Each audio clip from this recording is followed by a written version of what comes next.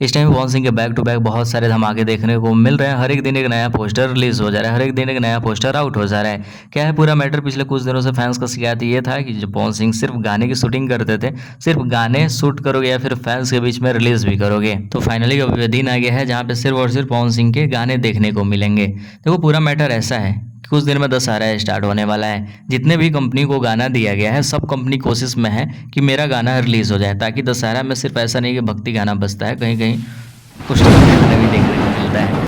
तो इस वजह से कंपनी जितने हिट सॉन्ग है रिलीज कर देना चाह रही है। तो इस बीच एक और पोस्टर सामने आया है जिसकी इन्फॉर्मेशन आज की इस वीडियो में फैंस को देते हैं। देखो इस गाने में पवन सिंह के साथ नजर आने वाली है डिम्पल सिंह। पवन सिंह के साथ इस गाने में आवाज होगा शिल्पी राज का और गाने को लिखे हैं सूरज सिंह। गाने में संगीत है, म्यूजिक है हमेशा की तरह प्रियांशु सिंह का।